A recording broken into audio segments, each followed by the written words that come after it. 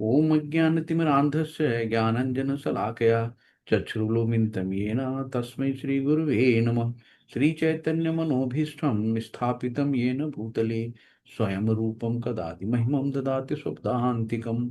वन्देऽहं श्रीगुरुश्रीयुतकमलं श्रीगुरुवैष्णवांश श्रीरूपं साग्रजातं सहगण रघुनाथान्वितं तं सजीवं साद्वैतं सावधूतं परिजनसहित श्रीकृष्ण चैतन्य देवं श्री राधा कृष्ण पादान सैकड़न ललिता श्री विशाखान्वितांश। हे कृष्ण करुणा सिंधु दीनु बंधु जगतपते गोपेश गोपिका कांत राधा कांत नमस्ते। तप्त कांचन गौरांगी राधे वृंदावनेश्वरी वृषभानुसुते देवी प्रणमामि हरि प्रिये।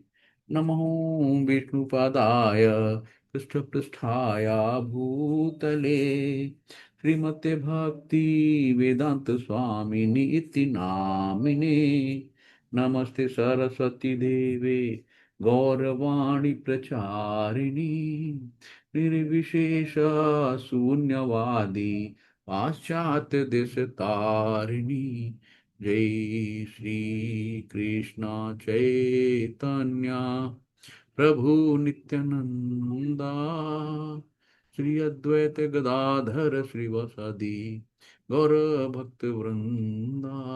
हरे कृष्णा हरे कृष्णा कृष्णा कृष्णा हरे हरे हरे राम राम राम हरे हरे। हरे कृष्णा कृष्णा कृष्णा हरे हरे हरे राम राम राम हरे हरे। हरे कृष्णा सभी को दंडराम हरे कृष्णा। तो आज हम लोगों ने 5 चैप्टर कर लिए थे। 5 श्लोक तक कर लिए थे पिताजी ने। तो हम लोग उसी के आगे चलते हैं। तो यहाँ पे जो कर्मयोग सुन रहा है, तो कर्मयोग क्या है, मतलब कृष्ण भावनामृत में जो कार्य करते हैं उसको कर्मयोग कहते हैं। तो इसके पहले हम लोगों ने देखा था बुद्धि योग, है ना। बुद्धि योग को भी हम ज्ञान योग भी कहते हैं। कर्मयोग अथवा कृष्ण भावनामृत में जो काम किया जाता है उसको कर्मयोग कहते हैं। लगातार प्रयास करना है हमें प्रभु को खुश करने का, कृष्ण को खुश करने का, इसी को कर्मयोग कहते हैं। यानी कि, और कर्म कांड क्या बताया था कि कर्म कांड जो होता है कि अपने स्वार्थ के लिए किया जाता है ना। अलग अलग कथा करना, यज्ञ कराना, अपनी ये मान्यता पूरी हो जाए। और होता है ना कि कामनाएं, काम ना आए, नामी काम ना और आए, उनको कहते हैं कामनाएं। तो हमें कोई ऐसी कामना नहीं करना चाहिए जो काम ही ना आए, तो सब क्षणिक होती है। तो निष्काम भाव से हमें भगवान की सेवा करना चाहिए। तो ये था। और हम लोगों ने आत्मा का जो प्रकृति का सक्रिय वर्णन था वो कर बात हो गई थी कि हमें जो भी करना है भगवान की खुशी के लिए करना, भगवान को प्रसन्न करना है। हमारे जीवन का लक्ष्य है कि आत्मा का शुद्धिकरण। और शुद्धिकरण कैसे होगी? भगवान की सेवा करके, नाम जप करके। तो हमारी जो शरीर में चेतना है, जैसे शरीर में अगर आत्मा है तब तक शरीर में चेतना है, और आत्मा नहीं रहती है तो चेतना खत्म। यानी कि आत्मा के निकलते ही शरीर में सड़ना गलना शुरू हो जाता है। घर वाले तुरंत निकाल के बाहर फेंकते हैं, एक दिन भी नहीं रखते हैं, चलो बाहर ले जाओ तुरंत। मतलब छूत हो गया, नहा के आओ। तो मतलब जिसको गले लगा के घूमते थे, मरने के बाद वही अपवित्र हो गया। ये सब चीजें हम लोगों ने पढ़ ली थी। और हम लोग आते हैं 6वें श्लोक पे। तो यहाँ पे 6वें श्लोक में कर्मेन्द्रियाणि संयम आस्ते मनसा स्मरन इंद्रिय अर्थान विमूढ़ आत्मा मिथ्याचार्य उच्यते। तो यहाँ पे जो कर्मेंद्रियों को वश में करता है किंतु जिनका मन इंद्रिय विषयों का चिंतन करता है, वो निश्चित रूप से स्वयं को धोखा देता है और वो मिथ्याचारी कहलाता है। मिथ्या मतलब झूठा, है ना। और आचार मतलब जो कार्यकलाप होते हैं। तो हमें क्या करना है कि इस तरीके के झूठ जो होते हैं ना, कुछ लोग होते हैं कि फालतू में दिखा तो दिया कि हम बहुत बड़े मतलब साधु महात्मा हैं, लेकिन अपने कर्मेंद्रियों को वश में कर लिया, लेकिन मन की इंद्रियां जो हैं वो उसकी स्थिति नहीं रहती। तो बहुत से आपने देखा होगा, तरह तरह के साधु महात्मा बहुत बड़ी बड़ी भीड़ इकट्ठा कर लेते हैं, लेकिन बाद में कहीं ना कहीं इंद्रियों के विषय में चिंतन करते करते जेल चले जाते हैं। ऐसे लोग मिथ्याचारी यानी झूठे कहलाते हैं। तो इनसे हमें बचना है। तो जो अपने को योगी बताते हुए इंद्रिय तृप्ति के विषयों में खोज में लगा रहता है, तो सबसे बड़ा धूर्त है। भले ही वो कभी कभी दर्शन का उपदेश क्यों ना दे, है ना। ज्ञानी बहुत होते हैं, बहुत ज्ञान की बातें करते हैं, लेकिन उनका ध्यान कहीं और रहता है। तो ऐसे लोगों से हमें बचना है। और नेक्स्ट है, यह तु इंद्राणी मनसा नियम्य आरभते अर्जुन, कर्म इंद्रिय कर्मयोगम असक्तः स विश्यसे विश्यते विशिष्यते। चलो प्रपात कीजिए। तो दूसरी ओर यदि कोई निष्ठावान व्यक्ति अपने मन के द्वारा कर्मेंद्रियों को वश में करने का प्रयत्न करता है, और बिना किसी आसक्ति के, है ना, आसक्ति मतलब अटैचमेंट, जो बहुत ज्यादा लगाव होता है, तो बिना किसी आसक्ति के कर्म योग यानी कृष्ण भावनामृत में प्रारंभ करता है, तो अति उत्कृष्ट है।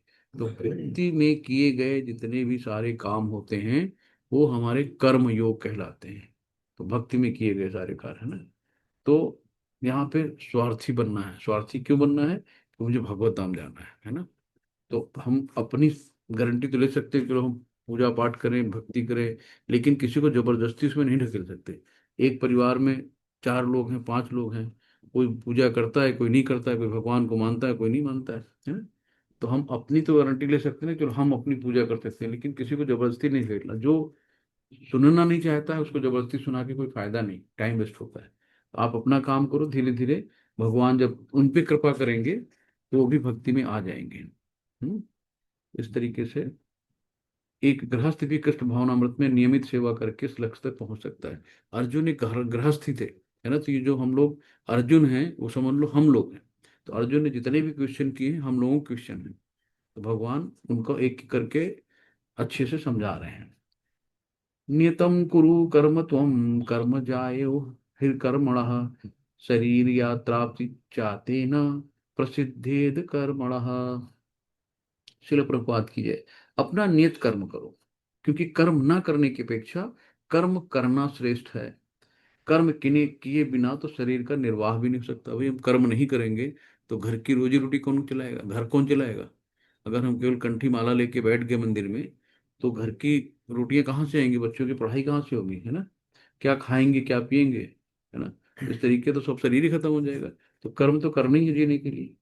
तो जैसे अर्जुन को कहा गया ना कि अर्जुन एक गृहस्थ था और सेना नायक भी था, अतः उसके लिए श्रेयस्कर था कि उसी रूप में गृहस्थ क्षत्रिय के लिए निर्दिष्ट धार्मिक कर्तव्यों का पालन करे। क्षत्रिय का काम था युद्ध करना, तो अपना युद्ध करें। तो अपने कर्म से भागना नहीं है, कर्म जरूर करना है।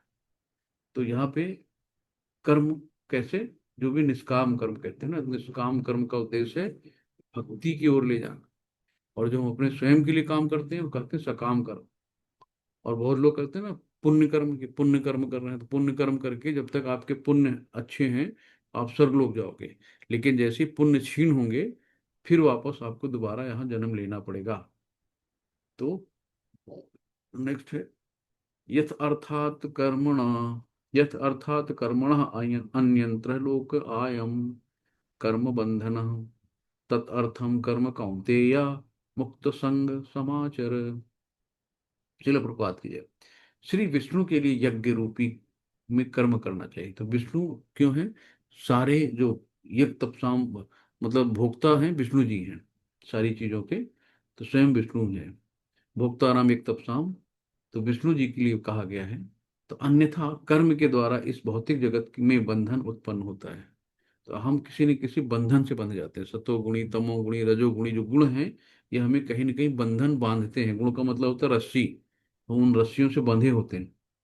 तो इसलिए अतः हे कुंती पुत्र, फिर अर्जुन को बोला कुंती पुत्र के रूप में, उनकी प्रसन्नता के लिए नियत कर्म करो। यानी कि भगवान की प्रसन्नता के लिए नियम अगर काम करोगे तो तुम बंधन से सदा मुक्त रहोगे। तो भगवान को कहते हैं तेरा तुझको अर्पण। तो तेरा तुझको अर्पण क्या लागे मेरा, लेकिन अर्पण भी तो करना सीखो। हम अर्पण कुछ नहीं करते, बस केवल आरती गाते रहते हैं। यज्ञ का अर्थ है भगवान विष्णु ही है ना। भगवान विष्णु की प्रसन्नता के लिए हमें कार्य करना है। तो वेदों का आदेश है यज्ञ व विष्णु। तो दूसरे शब्दों में कहा गया है कि चाहे कोई निर्दिष्ट यज्ञ संपन्न करे या प्रत्यक्ष रूप से भगवान विष्णु की सेवा करे, दोनों से एक ही प्रयोजन सिद्ध होता है। तो इसलिए चाहे प्रत्यक्ष करो चाहे अप्रत्यक्ष करो, मिलना विष्णु जी को है। तो अच्छे तथा बुरे कर्मों के फल होते हैं, और फल को कोई भी कर्म करने वाले को बांध देता है। तो कोई भी अच्छे कर्म करो, बहुत अच्छे हो गए।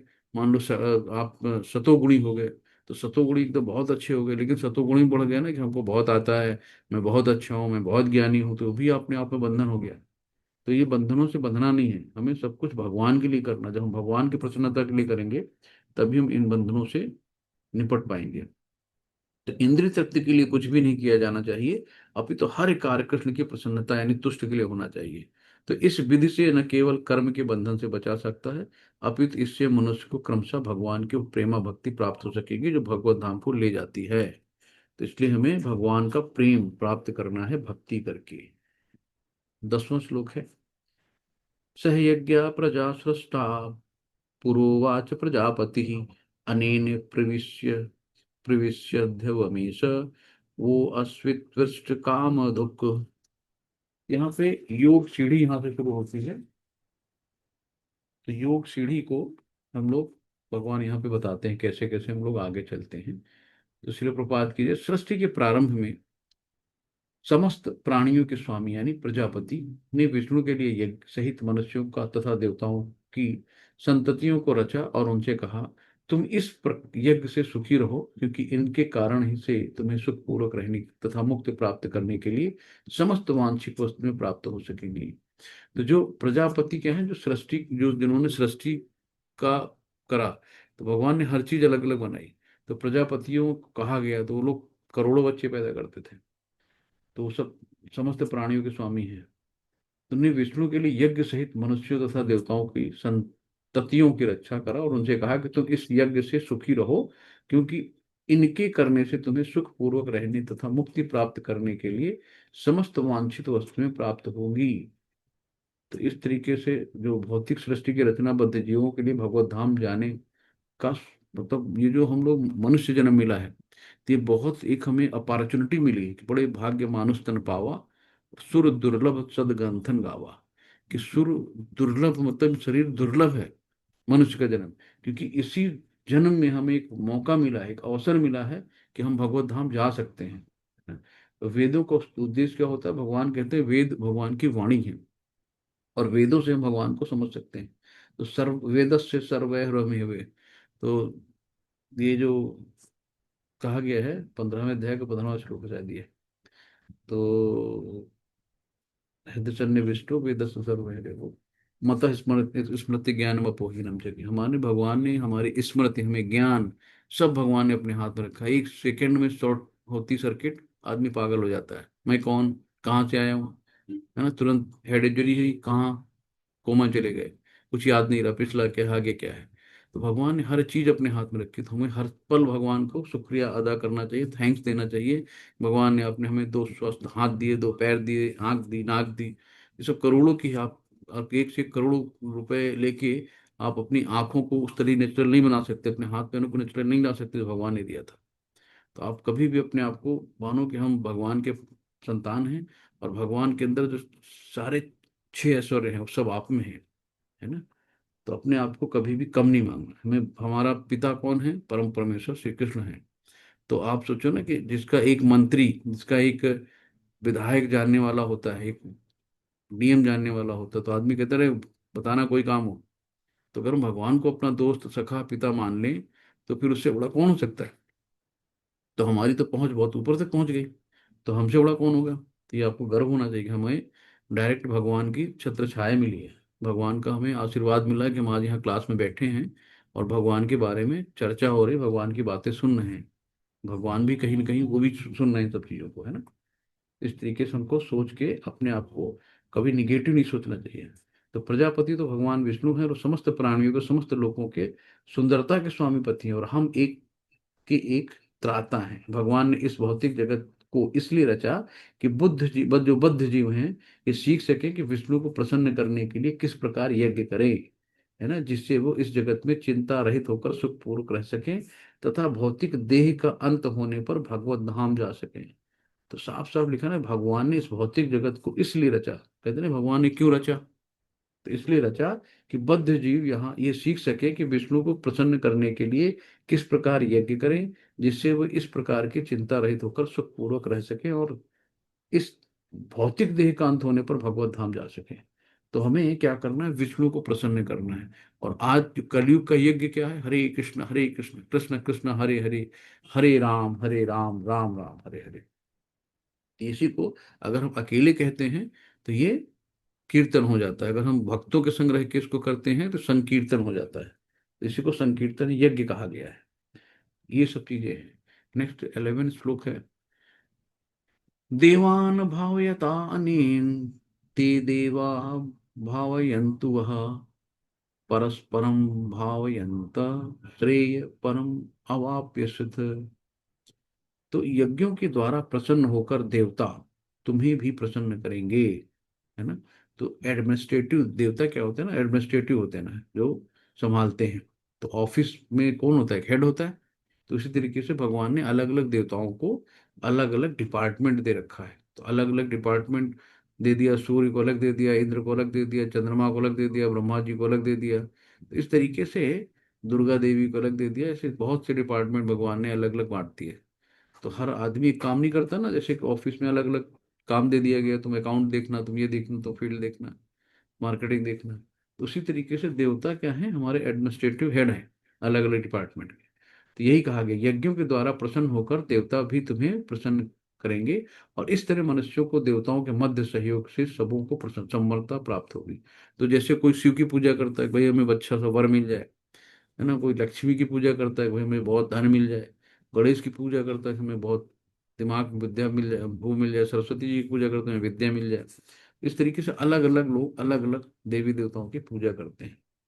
तो सारे यज्ञों में भगवान विष्णु को प्रमुख भोक्ता की भांति पूजा जाता है। लेकिन इन सब में अब ये जो हैं, सैंक्शन कौन करता है, भगवान करते हैं। जब हम देवता से भी मांगते हैं ना, तो देवता भी कहाँ से लाएंगे, भगवान से लाएंगे। तो भगवत गीता में कहा गया है कि भगवान कृष्ण स्वयं सभी प्रकार के यज्ञों के भोक्ता हैं। भोक्तारम यज्ञ तपसाम सर्वलोक महेश्वरम। तो सारे जितने भी यज्ञ हैं उनके भोक्ता स्वयं कृष्ण ही हैं। अतः समस्त यज्ञों का मुख्य प्रयोजन है यज्ञपति को प्रसन्न करना। जब ये यज्ञ सुचारू रूप से प्रसन्न होते हैं तो उसमें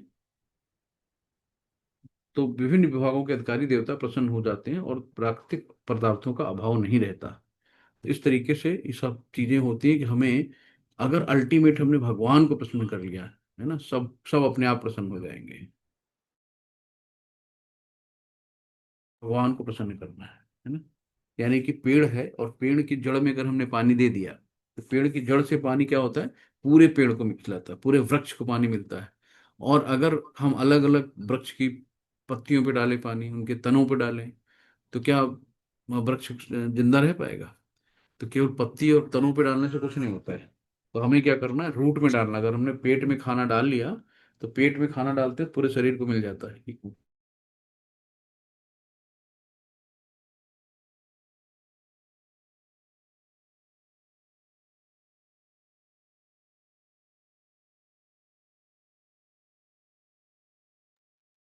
अब हम लोग नेक्स्ट आते हैं 12वें श्लोक पे। इस पर अब हम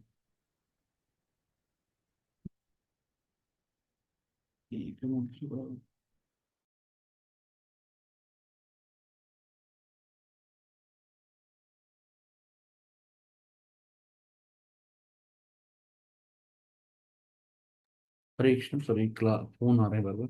तो यहाँ पे हम लोग नेक्स्ट श्लोक पे आते हैं कि इष्टान भोगान ही वह देवा दास्यन्ते यज्ञ भाविता तय दत्तान अप्रादय एव या भुंक्ते स्तेन एव सा। तो जीवन की विभिन्न आवश्यकताओं की पूर्ति करने वाले विभिन्न देवता यज्ञ संपन्न होने पर प्रसन्न होकर तुम्हारी सारी अवस्थाओं की आवश्यकताएं जितनी भी हैं पूर्ति करेंगे। किंतु जो इन उपहारों को देवताओं को अर्पित किए बिना भोगता है वो निश्चित रूप से चोर है। तो हम जो भी कुछ लेते हैं, जो भी खाते हैं, अगर हमने भगवान का भोग नहीं लगाया, उनको नहीं दिया, तो हम निश्चित रूप से चोर। अगर जो हर आदमी कहता है ना कि सब तो उन्हीं की है, तो उनको हमें देने में क्या मतलब है भाई, जब उन्हीं ने सब चीजें बनाई हैं तो हम उनको क्या भोग लगाएं, तो है ही है।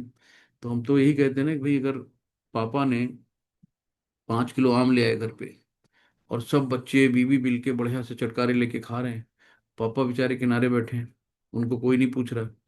तो कह दो पापा आप ही तो लाए हो आम, आपका पैसा है, आप ही लेके आए हो, तो आपको पूछने की क्या जरूरत है। लेकिन अगर उनको काट के छाट के धुल के बढ़िया से प्यार से अगर हम परोस दें, पापा कितने खुश हो जाएंगे, है ना।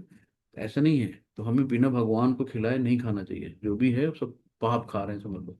तो इसलिए भोग बिना लगाए हमें आगे नहीं करना है। तो देवतागण भगवान विष्णु द्वारा भोग सामग्री प्रदान करने के लिए अधिकृत किए गए हैं, अतः नियत यज्ञों द्वारा उन्हें अवश्य संतुष्ट करना चाहिए।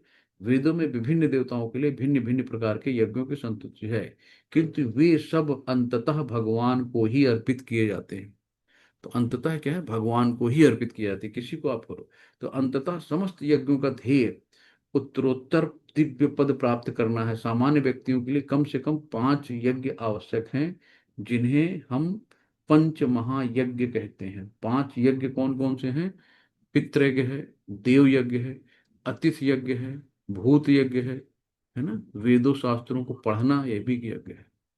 इस तरीके से 5 यज्ञ होते हैं। तो सारे वेद कहाँ से, ब्रह्मा जी सारे वेदों के ज्ञाता है। तो हमारा जीवन भगवान द्वारा प्रदत्त वस्तुओं पर आधारित है। तो जो भी है, तो यदि हम जीवन उद्देश्य को भूलकर भगवान के प्रतिनिधियों से अपनी इंद्रिय तृप्ति के लिए वस्तुएं लेते रहेंगे और इस संसार में अधिकाधिक फंसते जाएंगे, जो कि सृष्टि का उद्देश्य नहीं है, तो निश्चित हम चोर हैं। कि हम अलग अलग देवी देवताओं से अपनी वो मनोकामना पूरी करवाने के लिए लगे रहते हैं और भगवान को भूल जाते हैं। इस तरह हम प्रकृति के नियमों द्वारा दंडित होंगे। तो चोरों का समाज कभी सुखी नहीं रहता, क्योंकि उनका कोई जीवन लक्ष्य नहीं होता है ना। तो हमें चोर नहीं बनना है, जो भी करना है भगवान की खुशी के लिए करना है। किंतु चैतन्य महाप्रभु ने यज्ञ संपन्न करने के सरल विधि का प्रवर्तन किया है। यह संकीर्तन यज्ञ जो संसार के किसी भी व्यक्ति द्वारा कृष्ण भावनामृत में सिद्धांतों का अंगीकार करता संपन्न किया जा सकता है। आप कभी भी सोते उठते जागते किसी भी समय हरे कृष्ण कृष्ण कृष्ण हरे हरे, हरे राम राम राम हरे हरे। तो यही यज्ञ है, इसी को हम संकीर्तन यज्ञ कहते हैं। तो हमें बहुत ज्यादा यज्ञ और कर्म कांड में नहीं फंसना है। हम्म। अब आगे भगवान बताएंगे पाप खाते हैं वही चीजें, है ना। कि यज्ञ शिष्ट आसीन संत मुच्यन्ते सर्व किल विषय भुंजन्ते ते अधम पापा ये पंचन्ति आत्म कारणात्। शिल प्रपाद की जय। भगवान के भक्त किसी प्रकार के पापों से मुक्त हो जाते हैं। क्यों मुक्त हो जाते हैं? क्योंकि वे यज्ञ में अर्पित किए भोजन यानी प्रसाद को ही खाते हैं। अन्य लोग जो अपने इंद्रिय सुख के लिए भोजन बनाते हैं, वे निश्चित रूप से पाप खाते हैं। भगवान कह रहे हैं कि आज हम जरा इडली बनाते हैं, आज जरा हम चाउमीन बनाते हैं, आज वो बनाते हैं, तो चटकारा मार के खा लिया, भगवान को पूछे ही नहीं, तो समझ लो पाप खा रहे हैं। लेकिन जो भक्त होता है, कहते हैं आज हम अपने भगवान के लिए अपने लड्डू गोपाल के खीर बनाएंगे, आज हम लड्डू गोपाल के लिए अपनी बढ़िया सी कचौड़ियाँ बनाएंगे, आज लड्डू गोपाल को हम ये भोग लगाएंगे, आज इनको हम ऐसे खिलाएंगे। तो हम अपने लिए नहीं, भक्त अपने लिए नहीं लाता, बाजार जाएगा तो आज हम अपने लड्डू गोपाल को बढ़िया से आम लेके जाते हैं, ये अच्छे वाले सेब अपने लड्डू गोपाल के लिए जाते हैं। तो हम जो भी भक्त है वो हमेशा भगवान को अर्पित करने की बात करता है, खुद के लिए। लेकिन जो जो ज्ञान में नहीं है, आज हम ये खाएंगे, आज हम ये बनाएंगे, आज हम ऐसा करेंगे, तो अपनी इंद्रिय सुख के लिए भोजन बनाते हैं, तो वो सब निश्चित रूप से पाप खाते हैं, भगवान ने कहा ना। इसलिए कहा गया भोग लगाकर ही खाएं। तो कृष्णाटेरियन बने कि ना कि वेजिटेरियन। तो इस तरीके से नहीं, कृष्णाटेरियन, कृष्ण को भोग लगाए हुए हमें भोजन खाना है। हरे कृष्णा। नेक्स्ट हम लोग चलते हैं। अन्नात् भवन्ति भूतानि पर्जन्यात् अन्न संभवः यज्ञात भवति पर्जन्य यज्ञ कर्म समुद्भव। तो सारे प्राणी अन्न पर आश्रित हैं, है ना। तो जो भी प्राणी हैं सब लोग क्या है, अन्न। अगर अन्न नहीं मिले तो हम लोग कैसे जिंदा रहेंगे?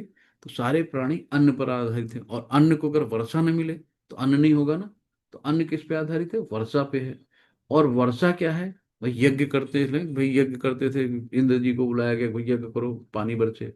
तो वर्षा, यज्ञ मतलब होता है समर्पण, यज्ञ संपन्न करने से होती है। और यज्ञ कैसी होती है? नियत कर्मों से उत्पन्न होती है। तो जैसे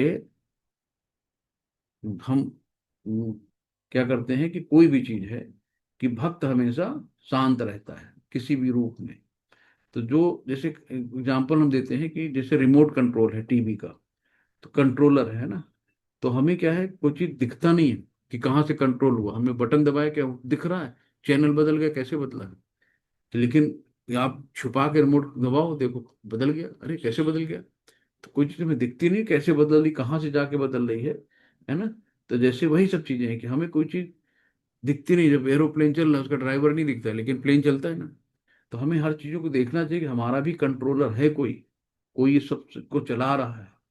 तो ये सब साइकिल जो चल रही है कि अन्न कहाँ से आ रहा है, वर्षा कहाँ से आ रही है, ये कहीं से दिखती है क्या। लेकिन सब अपने नियत कर्मों से अपनी एक कक्षा में रह के रेगुलर चल रहे हैं, तो सब होता रहता है। जब कृष्ण की पूजा की जाती है तो उसके अंग स्वरूप देवताओं की भी पूजा स्वतः हो जाती है। तो भगवान में ही सब समाये हैं जितने भी देवी देवता हैं। तो अतः देवताओं की अलग से पूजा करने की कोई आवश्यकता नहीं होती है। तो हमने भगवान की पूजा कर ली, राधा कृष्ण की पूजा कर ली, सबकी पूजा हो गई। तो भगवान विष्णु को अर्पित करके ग्रहण किया जाने वाला भोजन हमें भौतिक संदूषण से निरापद बनाता है, और इस विधि का अभ्यस्त है वो भगवत भक्त कहलाता है। तो जो भगवान को भोजन भोग लगा के भोजन लेता है वही भक्त है।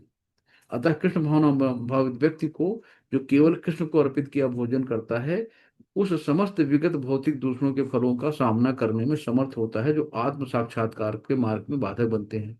इसके विपरीत जो ऐसा नहीं करता, वो अपने पाप पूर्ण कर्म को बढ़ाता रहता है, जिससे उसे सारे पाप कर्म के फलों को भोगने के लिए अलग अलग शरीर, जैसे सूकर कुकर या सुअर का, कुत्ते का समान शरीर मिलता है।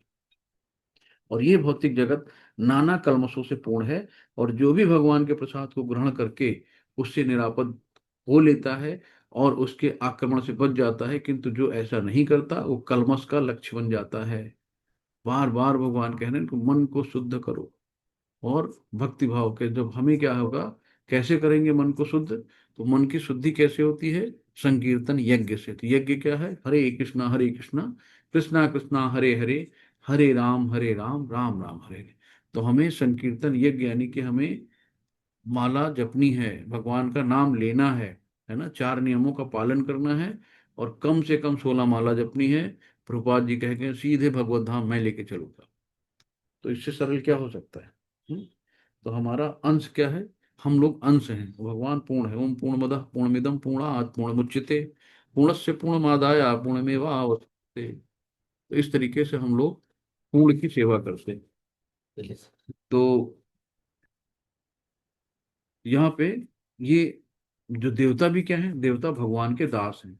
भगवान को यज्ञों द्वारा संतुष्ट रखा जा सकता है, अतः जो इन यज्ञों को संपन्न नहीं करता उसे अभाव का सामना करना होगा। यही प्रकृति का नियम है। तो हमें क्या करना, जो भी खाना है आज से नियम बना लो, जो भोग नहीं लगाते हैं भोग लगा के ही खाएंगे। तो बिना भगवान को भोग लगा के खाने का मतलब हम लोग चोर हैं, हम लोग पाप खा रहे हैं।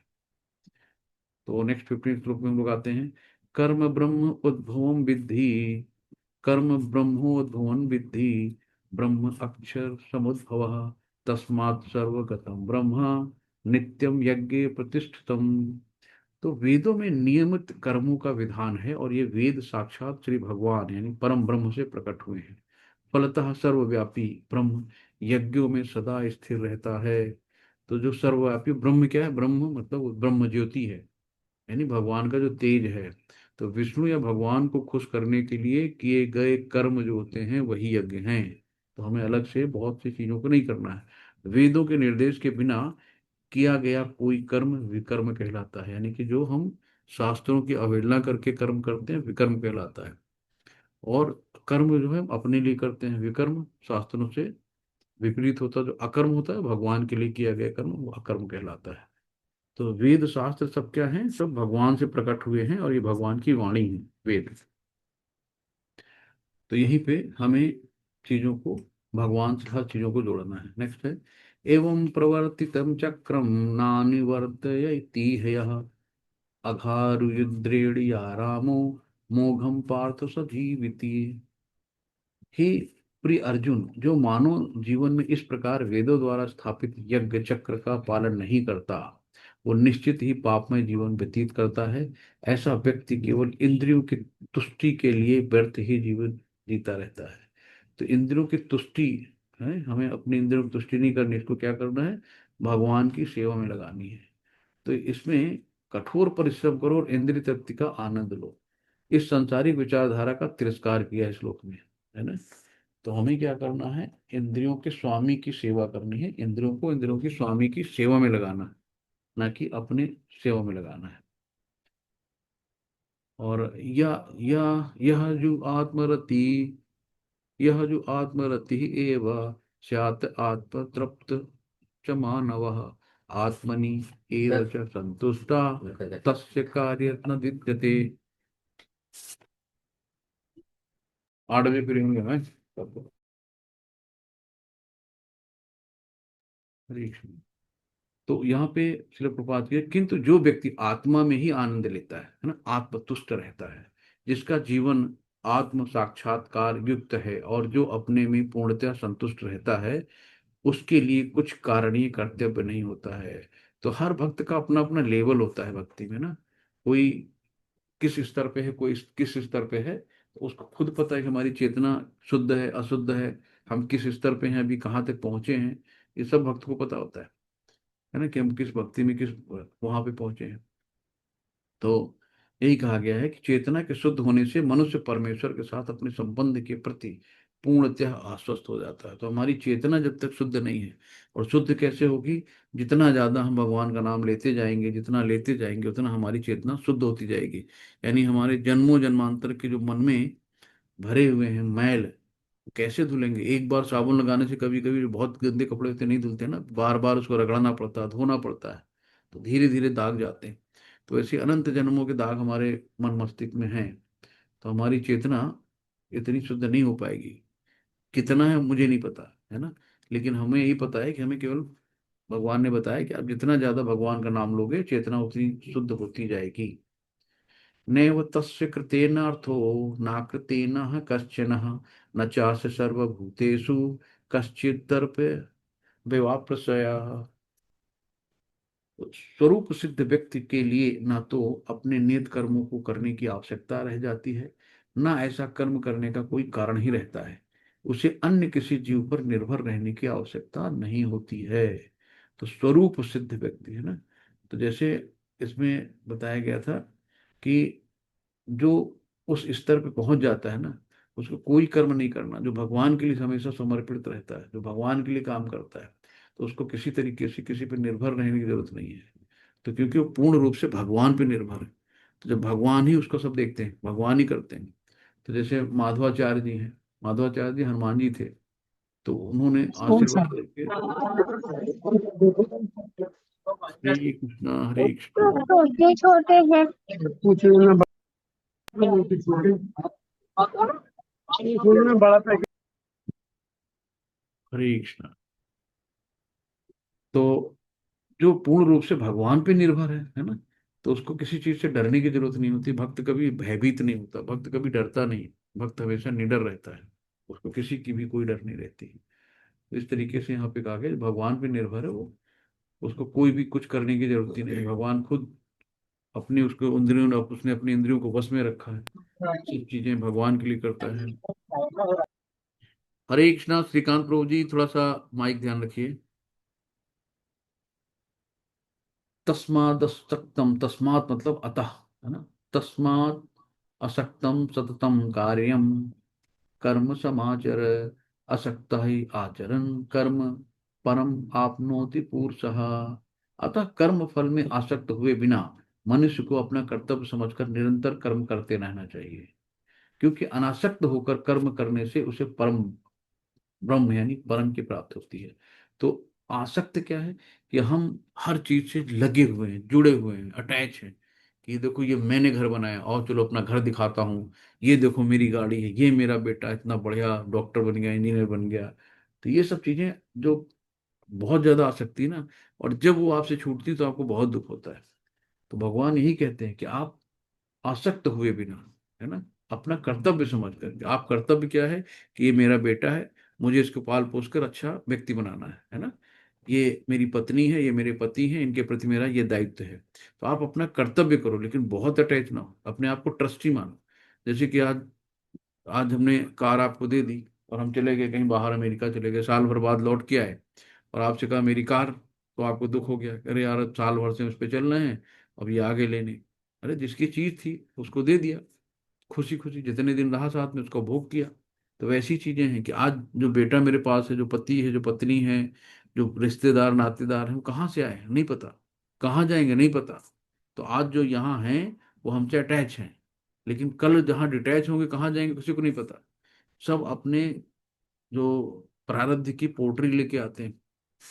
बेटा है, बेटी है, हम उसको लाख कहें कि हम उसको आईएएस बना दें, इंजीनियर बना दें, डॉक्टर बना दें, क्या हमारा चाह हो जाएगा?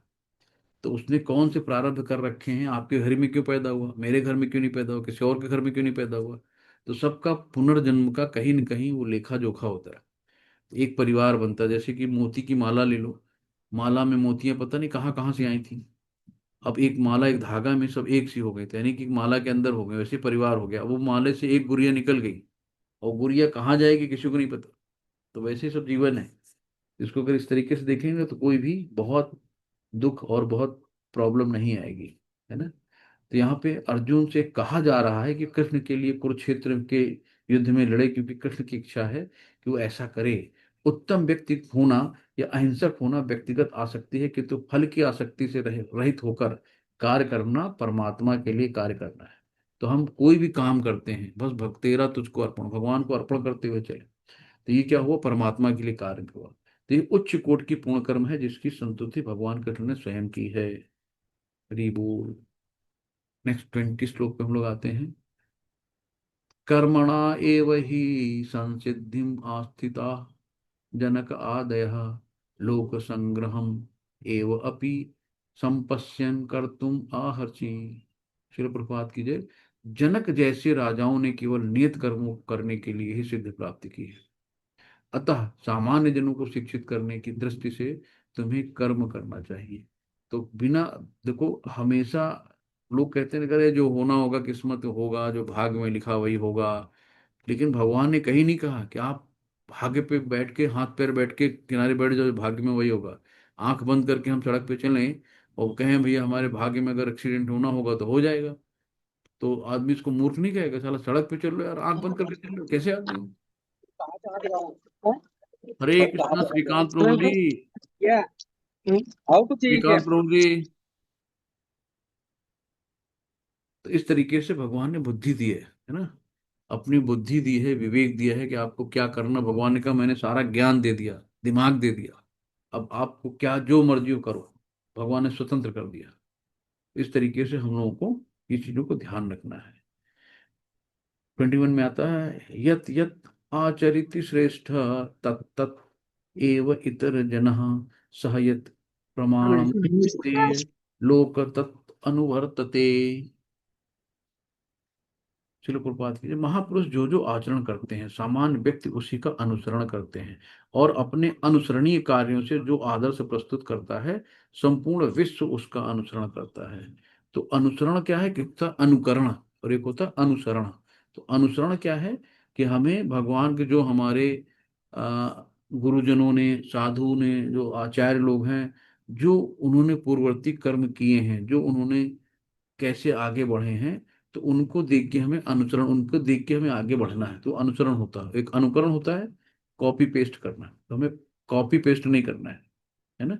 हमें उन्हीं की तरह तपस्या करनी है, सुबह उठना है, मंगला आरती करनी है, 16 माला जपने हैं, 4 नियमों का पालन करना है।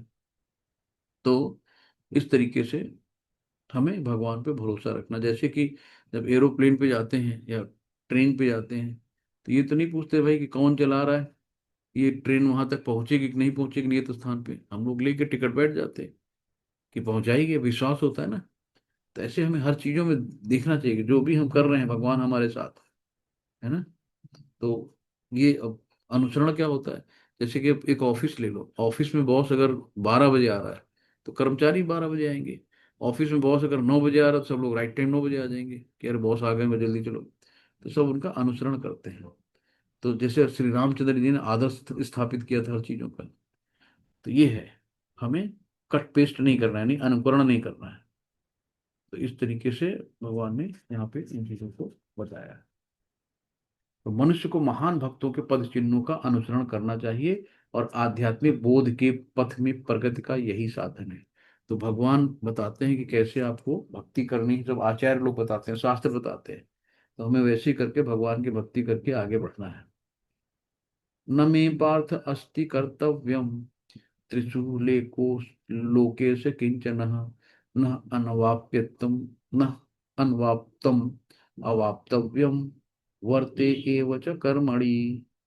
शिल प्रभात की जय। हे प्रथापुत्र, प्रथापुत्र किसको बोला? अर्जुन को, पृथु महाराज के बेटे थे। तो तीनों लोकों में मेरे लिए कोई भी कर्म नियत नहीं है। तो भगवान कहते हैं तीनों लोकों में, मतलब भगवान कहते हैं मेरे लिए कोई कर्म नियत नहीं है, ना मुझे किसी वस्तु का अभाव है और ना आवश्यकता ही है, तो भी मैं नियत कर्म में तत्पर रहता हूँ। भगवान कहते हैं मुझे कोई भी चीज की जरूरत नहीं है, ना मुझे कर्म करना चाहिए, ना मुझे किसी चीज की आवश्यकता है, लेकिन फिर भी मैं अपने नियत कर्म करता हूँ। नियत कर्म मतलब नित्य कर्म होते हैं जो सबको करना है। तो यहाँ पे मतलब भगवान भी कहते हैं ना कि मैं भी कर्म से पीछे नहीं रहता हूँ। तो भगवान को कोई भी भौतिक सुख की कमी नहीं है, किसी भी तरीके से कुछ भी नहीं है। इसलिए भगवान हमेशा बुला रहा है, बच्चे आ जाओ। हर माँ बाप जैसे अपने बच्चे दूर रहते हैं ना, तो याद करते हैं, भगवान भी हम लोगों को याद करते हैं। तो हम लोगों को, हम भूल गए हैं कि हम आए कहाँ से हैं।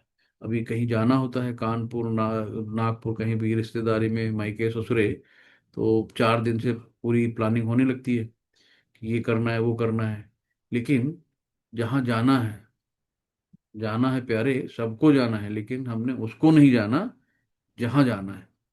तो जहाँ हमें परमानेंट जाना है, कम से कम उसको तो जान ले, है ना। तो उनका शारीरिक स्वरूप सामान्य जीव जैसा नहीं होता है। उनके शरीर का, जो भगवान के शरीर के बारे में बताया गया है कि समस्त कारणों के कारण है, उनसे बढ़कर कोई नहीं है। तो उनके शरीर तथा आत्मा में कोई अंतर नहीं, उनका शरीर भी आध्यात्मिक होता है, भौतिक नहीं होता हमारी तरह। तो वे परम है, उनकी सारी इंद्रियां दिव्य हैं, वो अपनी आंख से खा सकते हैं, अपने हाथ से बोल सकते हैं, अपनी जीभ से चल सकते हैं, है ना, उनके कोई भी अंग से कोई भी काम कर सकते हैं। तो उनकी कोई भी इंद्रिय अन्य किसी इंद्रिय का कार्य संपन्न कर सकती है। अतः ना तो कोई उनसे बढ़कर है, ना ही उनके तुल्य है, और उनकी शक्तियां बहुरूपणी हैं। फलतः उनके सारे कार्य अप्राकृतिक अनुक्रम के अनुसार संपन्न होते हैं। ये भगवान के बारे में बताया गया है। 23 श्लोक में हम लोग आते हैं। यदि Pick up call. यदि हम न वर्तेयम जातु कर्मेण्य इंद्रितः मम वर्तमान वर्तन्ते मनुष्याम पार्थ सर्वशः। तो क्योंकि मैं नियत कर्मों को सावधानी पूर्वक ना करूं, तो हे पार्थ, ये निश्चित है कि सारे मनुष्य मेरे पथ का अनुगमन करेंगे। तो भगवान स्वयं कह रहे हैं कि अगर हम अपने ये काम नहीं करें, तो भाई जैसा बॉस करेगा वैसी प्रजा करेगी, जैसे राजा करेगा वैसी प्रजा करेगी। तो भगवान ही कहते हैं कि हम वैसे, भगवान भी सूर्योदय के 3 घंटे पहले उठते हैं। तो जो ब्रह्म मुहूर्त होता है ना, भगवान हमेशा सूर्योदय के 3 घंटे पहले उठते हैं। तो इस तरीके से हम लोग सूर्योदय के 1-2 घंटे बाद उठेंगे, तो जब तक ज्ञान में नहीं थे, है ना। तो हमेशा ब्रह्म मुहूर्त का एक होता है, जो सोवत है सो खोवत है, जो जागत है सो पावत है। Ani? उठ जाग मुसाफिर भूर भई, चैन कहाँ पर सोवत है। तो हमें सोना नहीं, हमें जगना है ना। पता नहीं कितने जन्मों से सोते चले आ रहे हैं, मौका मिला है जगने का, तो अब तो जागो, अब तो भगवान की भक्ति में लग जाओ। तो ये है। तो क्योंकि वे धर्म की स्थापना के लिए अवतीर्थ हुए हैं, अथवा उन्होंने निर्दिष्ट नियमों का पालन किया है, अन्यथा सामान्य व्यक्ति भी उन्हीं के पद चिन्हों का अनुसरण करते हैं, क्योंकि कृष्ण परम प्रमाण है। तो जो प्रमाण होता है ना, कहते भाई इस चीज का प्रमाण बताओ। तो भगवत गीता से ज्ञात होता है कि श्री कृष्ण अपने घर में तथा बाहर गृहस्थोचित धर्म का आचरण करते हैं, सामान्य पुरुष की तरह लगते हैं। जब कृष्ण आए, तो सब साधारण ग्वाल बाले उनसे ठिठोलियां भी करते थे, मजाक भी करते थे, उनके साथ खेलते भी थे। यशोदा मैया उनको डंडी लेके दौड़ा भी लेती थी, है ना, उनको बांध भी देती थी, बहुत छदरी बच्चा है, बहुत बदमाशी करता है। इस तरीके से उन्होंने सामान्य पुरुष के बाद वहां वो रहे, जीवन बिताया। 24 है। उत्सिदेव इमे लोका न कुर्याम कर्म चेत तहम शंकरश्च च कर्ता श्याम उपहन्याम इमा प्रजा। तो मैं नियत कर्म ना करूं तो ये सारे लोग नष्ट हो जाएंगे। भगवान स्वयं कह रहे हैं कि नियत कर्म ना करूं तो सारे लोग नष्ट हो जाएंगे। तब मैं अवांछित जन समुदाय वर्ण संकरण, यानी वर्ण संकरण का संस्कार जो होते हैं, को उत्पन्न करने का कारण हो जाऊंगा, और इस तरीके संपूर्ण प्राणियों की शांति का विनाश बनूंगा। तो वर्ण में क्या है, ब्राह्मण क्षत्रिय वैश्य शूद्र, ये सब अलग अलग वर्ण बनाए गए हैं।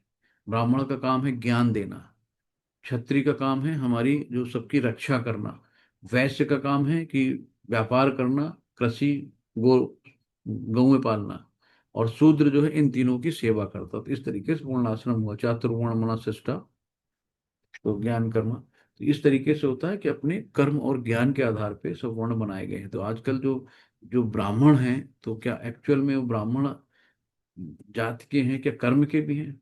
अभी हम लोग आगे पढ़ेंगे, 18वें अध्याय का 42वां श्लोक है, उसमें ब्राह्मण के 9 गुण बनाए हैं, क्षत्रिय के बताए हैं, वैश्य के बताए हैं, शूद्र के बताए हैं। तो जो जिनके अंदर ये गुण हैं, वो उस वर्ण में आते हैं, ये बताया गया है। नेक्स्ट है यहाँ पे टर्निंग पॉइंट है लाइफ का, बहुत अच्छी सी कहा भगवान ने कि सक्ता कर्मणि अविध्वंसा यथा कुर्वन्ति भारत कुर्यात्, सक्ता कर्मणि अविद्वांस यथा कुर्वन्ति भारतः कुर्यात् विद्वान तथा असक्तः चिकीर्षु लोक संग्रहम। शिल प्रपात कीजिए, जिस प्रकार अज्ञानी जन फल की आसक्ति से कार्य करते हैं, उसी तरह विद्वान जनों को चाहिए कि उन लोगों को उचित पथ पर ले जाने का अनासक्त कार्य करें। तो अनासक्त रहकर हम लोगों को अच्छी राह पर ले जाएंगे। अगर हम किसी से कहें कि यार इसको हम अच्छी बात बता रहे हैं, इसके बदले मुझे क्या मिलेगा, है ना, इसको हम ऐसे करें, अपनों को ही बताएंगे, दूसरों को नहीं बताएंगे। तो हमें अनासक्त रहकर, डिटैच होकर लोगों को अच्छी राह पर लाना है, कृष्ण भावना भावित लाना है। आपके जितने भी जानने वाले हैं सबको लिंक दे दो, कि 18 दिन की क्लास की लिंक है, नहीं है उनका मोबाइल लेके उनको लिंक से जोड़ दो। ये भी भगवान की एक सेवा है ना। कम से कम सुनेंगे, धीरे धीरे कृष्ण भावना भावित होंगे, तो उसमें आपको भी उसका फल मिलेगा, है ना। तो क्या करना है यहाँ पे, कि जो अनजान है, जो भगवान को नहीं जान रहे हैं, लेकिन उनके अंदर कहीं ना कहीं भक्ति है, तो उनको लेके आओ, उनको समझाओ, भगवान की भक्ति में जोड़ो। तो ये अच्छी बात है। नेक्स्ट 26 है, न बुद्धि भेदम जनेदनाज्ञानाम कर्म संगिनाम जोशियेत सर्व कर्माणि विद्यांत युक्त समाचरम। चलो प्रपात कीजिए, विज्ञान व्यक्ति को चाहिए कि उस सकाम कर्मों में आसक्त अज्ञानी पुरुषों को कर्म करने से रोके नहीं, ताकि उनके मन विचलित ना हो, अपितु भक्ति भाव से कर्म करते हुए वो उन्हें सभी प्रकार के कार्यों में लगाए जिनसे कृष्ण भावना भावित का क्रमिक विकास हो। तो जैसे बच्चे हैं घर पे, तो उनको हमें संस्कार कैसे देने हैं, कि छोटे बच्चे हैं, जाओ बेटा जरा फूल की थाली ले आओ, जाओ बेटा जरा पानी ले आओ भगवान को चढ़ाने के लिए, जाओ बेटा माला ले आओ, घंटी उठा लो जरा, शंख ले आओ। तो जो छोटी छोटी सेवा देते हैं ना, तो धीरे धीरे उसमें बच्चों को इंटरेस्ट आने लगता है, फिर आपके साथ बैठेंगे, आरती करेंगे, पूजा करेंगे। तो हमें उनके अंदर क्रमिक विकास, है ना, कृष्ण भावना में का क्रमिक विकास, तो धीरे धीरे उनके अंदर विकास लाना है। नेक्स्ट है, प्रकृते क्रियमाणानि गुणे कर्माणि सर्वशः अहंकार विमूढ़ात्मा, अहंकार विमूढ़ात्मा कर्ता हमित मन्यते। तो यहाँ पे बताया गया, जीवात्मा अहंकार के प्रभाव से मोहग्रस्त होकर अपने आप को समस्त कर्मों का कर्ता मान बैठता है, जबकि वास्तव में वे प्रकृति के 3 गुणों द्वारा संपन्न किए जाते हैं। तो प्रकृति के 3 गुण कौन से हैं, वही सतो, रजो और तमो। तो ये जिस तरीके की जिसके अंदर गुण होते हैं, कोई सतोगुण वाला होता है, बहुत अच्छे विचार वाला होता है, एकदम देवता तुल्य व्यक्ति होता है। रजोगुण वाला है कि सब अहंकार, ईर्ष्या, इंद्रिय तृप्ति, दिखावा, है ना, तो शोषो ज्यादा होता है, और उसके अंदर बहुत इच्छाएं होती है रजोगुण के अंदर। तमोगुण आलस्य, प्रमाद, निद्रा, आलसी, वो सब तमोगुण की पहचान होती है। इस तरीके से हमें लोगों का अनुसरण करना है, जो हमारे आचार्य लोग कह गए हैं। तो भौतिक चेतना वाला व्यक्ति अहंकार के कारण आश्वस्त रहता है कि वो सभी वस्तुओं का करता है। वो ये नहीं जानता कि शरीर की रचना प्रकृति द्वारा हुई है, जो परमेश्वर की अध्यक्षता में कार्य करती है। तो हमें अहम नहीं करना चाहिए, बहुत अपनी खूबसूरती पे, बहुत अपने पैसों पे, बहुत अपने पावर पे। ये सब क्षणिक है, यही कब छूट जाएगी 2 मिनट में पता नहीं। नेक्स्ट है तत्वित्तु महाबाहो गुण कर्म विभागयो गुणागुणेषु वर्तन्त इति मत्वा सज्जते। श्रील प्रपात की जय। हे महाबाहो, अर्जुन को महाबाहो कहा भगवान ने, कि भक्ति भाव में कर्म तथा सकाम कर्म के भेद को भली भांति जानते हुए जो परम सत्य को जानने वाला है वो कभी भी अपने आप को इंद्रियों में तथा इंद्रिय तृप्ति में नहीं लगाता है। तो जो भक्ति भाव कर्म तथा सकाम कर्म क्या होते हैं, जो अपने लिए किए जाते हैं, तो इनके भेदों को जो जानता है ना, जो परम सत्य को जानता है वो कभी भी अपने आप को इंद्रिय तृप्ति में नहीं लगाता, ये सब इनमें फंसता नहीं है कि देहात्म बुद्धि में जो फंसना है कि मैं देह हूं, मान जानता है कि मैं आत्मा हूं, इन सब चीजों में आसक्त नहीं होता है और नहीं फंसता है। प्रकृतिर्गुण सम्मूढ़ा सजन्ते गुण कर्मसु तान कृच्छन विदो मंदात कृच्छ विद्न विचालयते। माया के गुणों से मोहग्रस्त होने पर अज्ञानी पुरुष पूर्णतः भौतिक कार्यों में संलग्न रहकर उनमें आसक्त हो जाते हैं। यद्यपि उनके ये कार्य उनमें ज्ञान भाव के कारण अधम होते हैं, किंतु ज्ञानी को चाहिए कि उन्हें विचलित ना करें। तो सब माया के गुणों से ना, माया के जो गुण क्या है, सतोगुण तमोगुण रजोगुण, तो इन्हीं के प्रभाव से हम लोग अलग अलग तरह के व्यवहार और रवैया अपनाते हैं। तो जो ज्ञानी पुरुष होते हैं जानते हैं कि इनमें बंधते नहीं, वो सब जो भी चीजें हैं भगवान के ऊपर मान के चलते हैं। यानी कि जो भी चीजें हैं, तो यहाँ तक कि अज्ञानी पुरुषों के पास जा जाकर उन्हें कृष्ण भावनामृत के कारण में प्रवृत्त करने का प्रयास करते हैं, जो मानव के लिए परम आवश्यक है। तो हमें लोगों जो अज्ञानी हैं उनको भी ज्ञान देना है, यानी कि जो अज्ञानी होता है अंधकार में है उनको प्रकाश में लेके आना है, तो कृष्ण भावनामृत में लेके आना है, कृष्ण का संदेश देना है। कृष्ण हमेशा खुश होते हैं कि मेरी बात कोई करता है, कृष्ण को बहुत प्रसन्नता होती है। मयि सर्वाणि कर्माणि संन्यास्य अध्यात्म चेतसः निराशीर निर्ममो भूत्वा युद्धस्व विगतः ज्वरा, है ना। तो विगतः ज्वरा आलस्य रहित रहकर। तो अतः हे अर्जुन, अपने सारे कार्यों को मुझ में समर्पित करके मेरे पूर्ण ज्ञान से युक्त होकर लाभ की आकांक्षा से रहित, स्वामित्व के किसी दावे के बिना तथा आलस्य से रहित होकर युद्ध करो। तो यहाँ पे बताया ना कि पूर्ण ज्ञान से युक्त। पूर्ण ज्ञान क्या है कि मैं शरीर नहीं, आत्मा हूं। और आत्मा परमात्मा का जो ज्ञान होता है वो पूर्ण ज्ञान होता है कि आत्मा कौन है, परमात्मा कौन है। तो यहाँ पे इस भगवत गीता का प्रयोजन, जो प्रयोजन क्या होता है, मकसद क्या है आपका, उद्देश्य क्या है, गोल क्या है, किसको प्रयोजन कहते हैं। वो स्पष्टता इंगित करने वाला है कि भगवान की शिक्षा है कि स्वधर्म पालन के लिए सैन्य अनुशासन के सदस्य पूर्णतः कृष्ण भावना भावित होना आवश्यक है। स्वधर्म क्या है? स्वधर्म मतलब कि स्वयं का धर्म, यानी कि जो आपके लिए ही हो, मतलब अगर आपको अपनी दवाई खानी तो अपनी खाओ, दूसरे की नहीं खाओ, है ना। तो ये जानना कि क्या है, क्या उचित है, क्या अनुचित है। तो जीव भगवान के सहयोग के बिना सुखी नहीं हो सकता, क्योंकि जीव की नित्य स्वाभाविक स्थिति ऐसी है कि भगवान की इच्छाओं के अधीन रहा जाए। तो यहाँ पे परमेश्वर की इच्छा के लिए मनुष्य को सर्वस्व की बलि करनी होती है। अतः साथ ही स्वामित्व जताने बिना स्वधर्म का पालन करना होता है। तो स्वामी एक ही है, है ना। भोक्ता राम एक तब साम, हम लोग तो सब दास हैं। तो जो भी है परमात्मा की कृपा से हुआ, जो भी हुआ भगवान की दया से हुआ, जो भी हो रहा सब भगवान की कृपा से हो रहा है, हमारा कुछ भी नहीं यहाँ पे ये।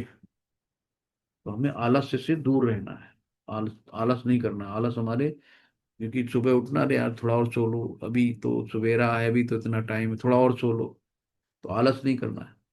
हमारा जो नियत कर्म है, सुबह उठना है, मंगला आरती करनी है, माला जप करनी है, भगवान का नाम लेना है, हमें भगवत गीता पढ़नी है, भागवतम पढ़ने हैं, है ना। तो जो करना है सो करना है, टाइम टेबल बना के चलो अपना। ये मे मदमिदं नित्यम अनुतिष्ठम मानवा श्रद्धावंतो अनुशोन्यन्तो मुच्यन्ते ते अपि कर्म भी। जो व्यक्ति मेरे आदेशों के अनुसार अपना कर्तव्य करते रहते हैं और ईर्ष्या रहित, है ना, ईर्ष्या रहित शब्द बहुत बड़ा है। तो अनुसूये भगवान ने इसको कहा है कि जो, यहाँ पे देखो, यहाँ श्रद्धावंतो अनुसूयंतो, तो ये अनुसूयंत यानी बिना ईर्ष्या के। और भी आएगा 9वें अध्याय में पहला श्लोक है अनुसूये की, भगवान कहते हैं अर्जुन से कि क्योंकि तुम किसी से ईर्ष्या नहीं करते, इसलिए मैं तुम्हें ज्ञान दे रहा हूँ। तो ईर्ष्या इतनी खराब चीज होती है। तो भगवान कहते हैं जो व्यक्ति मेरे आदेशों के अनुसार अपना कर्तव्य करते रहते हैं और ईर्ष्या रहित होकर इस उपदेश का श्रद्धा पूर्वक पालन करते हैं, वे सकाम कर्मों के बंधन से मुक्त हो जाते हैं। तो हमें ये जो हमेशा बांधता है ना, सकाम कर्म क्या करता है, जन्म मृत्यु जरा व्याधि के बंधनों में बांधता है। तो हमें निष्काम कर्म करना है, जो भी काम करना भगवान के लिए करना है, अपने लिए कुछ नहीं करना है। तो हम इन बंधनों से मुक्त हो सकते हैं। ये तो ये ये तो इदत अभ्यसूयंत अनुतिष्ठित में मतम सर्वज्ञ ज्ञान विमूढ़ान तान विद्धि नष्टान अचेतसः। किंतु जो ईर्ष्यावश इन उपदेशों की उपेक्षा करते हैं और इनका पालन नहीं करते, वे समस्त ज्ञान से रहित, दिग्भ्रमित तथा सिद्ध के प्रयासों में नष्ट भ्रष्ट हो जाते हैं। तो इग्नोरेंस नो एक्सक्यूज। तो हमें क्या करना है कि किसी से ईर्ष्या नहीं करते हैं, उनकी उपेक्षा नहीं करते हैं। तो हमें भगवान के सारे आदेशों को पालन करना। उसी प्रकार भगवान के आदेश के प्रति अवज्ञा के लिए भी दंड है। तो अगर हम नहीं करते तो भगवान दंड भी देते हैं। सदृशं चेष्टते स्वस्या प्रकृतिर्ज्ञानवानपि प्रकृतिं यान्ति भूतानि निग्रह किम करिष्यति। यहाँ कहता है कि ज्ञानी पुरुष सतोगुणी में आता है। ज्ञानी पुरुष भी अपनी प्रकृति के अनुसार कार्य करता है, क्योंकि सभी प्राणी तीनों गुणों से प्राप्त अपनी प्रकृति का ही अनुसरण करते हैं। भला दमन से क्या हो सकता है ना। तो दमन किसका करना है, गुस्सा का दमन करो, सप्रेस करो। जैसे गुस्सा आ रही है तो आप कोशिश करो, मतलब धीरे धीरे प्रैक्टिस करो कि हमें इसको सप्रेस करना है, कि अपने आप को कंट्रोल कंट्रोल करो, धीरे धीरे कंट्रोल करो। जो धीरे धीरे इसको प्रैक्टिस करेंगे धीरे धीरे गुस्सा आनी बंद हो जाएगी। लेकिन हम प्रैक्टिस करेंगे तब, लेकिन प्रैक्टिस करना नहीं चाहते। जैसे ही किसी ने कहा हम उसको चार सुना देते हैं। क्योंकि क्रोध आने पे भी हम लोगों ने पढ़ा था ना, क्रोध आने पे भ्रमित हो जाते हैं, कंफ्यूज हो जाते हैं, बुद्धि खराब हो जाती है। और वही बुद्धि जो हमारे पतन का कारण हो जाती है। और कुछ भी बोल देते हैं, गलत बात बक दिया है ना, अपनों को बोले जा मर जा जाके कहीं, मरता भी नहीं है, ये भी नहीं करता, अपने सगे बच्चे को जिसको बहुत प्यार करते हैं उसको वो लोग बोल देते हैं। ये गुस्सा होता है। तो हमें इनसे दूर रहना है। तो इस तरीके से नेक्स्ट है, इंद्रियस्थ अर्थे राग द्वेषो व्यवस्थित हो तयो न वसम आगच्छेत तो ही अस्य परिपंथिनो। तो प्रत्येक इंद्रियां तथा उसके विषय संबंधित राग द्वेष को व्यवस्थित करने के नियम होते हैं। मनुष्य को ऐसे राग द्वेष के वशीभूत नहीं होना चाहिए, क्योंकि ये आत्म साक्षात्कार के मार्ग में अवरोध हैं। तो किसी बात को दिल से नहीं लगाना, हमेशा फॉरगिव, तो माफ करो और माफी मांग लो। दो चीजें जीवन में रखोगे तो कभी डिप्रेशन में नहीं जाओगे, कभी टेंशन नहीं होगी, है ना। तो कभी भी ईगो हर्ट नहीं समझना चाहिए कि अरे किसी ने क्या कह दिया यार, दिल को लग गई बात, बहुत बुरा किया, ऐसा नहीं बोलना था, है ना। तो जाने दे यार, भगवान से कह दो थोड़ा कम बुद्धि का था, गलत बोल गया, छोड़ो जाने दो, माफ किया। तो आपका मन हल्का हो जाएगा। लेकिन अगर उसकी बात को दिल पे लगा के बैठे रहोगे ना, तो रात की नींद भी उड़ जाएगी, ऐसा बोला, ऐसा बोल दिया, ऐसा कह दिया, बेइज्जती हो गई मेरी, तो उसमें दो तीन रातें खराब हो जाएंगी, सेहत खराब हो जाएगी, बीपी बढ़ जाएगा। तो वहीं का वहीं छोड़ दो उसको। तो अनियंत्रित इंद्रियां भोग ही भौतिक बंधन का कारण है। किंतु जो शास्त्रों में यम नियमों का पालन करता है वो इंद्रिय विषयों में नहीं फंसता। तो हमें इंद्रिय विषयों में फंसना नहीं है, वहां से निकलना है। नेक्स्ट 35 है, श्रेयान स्वधर्म विगुणु पर धर्मात् सु अनुष्ठितात स्वधर्मे निधम श्रेया पर धर्म भय आवह। तो अपने नियत कर्मों, तो नियत कर्म क्या है, जो वर्णाश्रम में हो, है ना, को दोषपूर्ण ढंग से संपन्न करना। यानी कि अगर हम ब्रह्मचारी जीवन, टीन एज में 25 साल के अंदर हैं तो ब्रह्मचर्य जीवन बिताना है, गृहस्थ में है तो गृहस्थ वाला जीवन बिताना, संन्यास उम्र में आ गए सन्यासी करना है, और वानप्रस्थ में तो वानप्रस्थ करना है। तो अपने नियत कर्मों को संपन्न करो, जो जिसके लिए काम है। अगर हम पेड़ पे चढ़ना है किसी को, जो फर्स्ट लेवल में दिखाया गया होगा, तो वही जो चढ़ पाएगा वही चढ़ पाएगा ना। अब हम कहते हैं हाथी से कह दो पेड़ पे चढ़ो तो नहीं चढ़ पाएगा ना। तो जिसका जो काम है वही करो। लाइक जैसे टीचर को पढ़ाना है तो पढ़ाए, क्लर्क का काम ना करे, तो क्लर्क का काम कोई दूसरा करेगा। तो ब्राह्मण है तो सतोगुण में रहना चाहिए, है ना, वर्णाश्रम के अनुसार। अब ये नहीं कि ब्राह्मण है तो जाके शूद्रों का काम करने लगे। तो जो काम जिसके लिए बना है वो परफेक्ट है, वही काम कर पाएगा। और दूसरे का काम करना हो तो नहीं कर पाएगा। तो हर व्यक्ति को एकाएक नहीं, अपितु क्रमशः अपने हृदय को स्वच्छ बनाना चाहिए। क्योंकि जब मनुष्य प्रकृति के गुणों को लांघकर कृष्ण भावनामृत में पूर्णतः लीन होता है तो प्रामाणिक गुरु के निर्देश में सब कुछ कर सकता है। तो बिना गुरु के ज्ञान नहीं होता है। तो गुरु का बहुत बड़ा रोल होता है, गुरु भगवान के तुल्य होता है। तो कृष्ण भावनामृत में पूर्ण स्थित के एक क्षत्रिय ब्राह्मण की तरह और ब्राह्मण क्षत्रिय की तरह कर्म कर सकता है।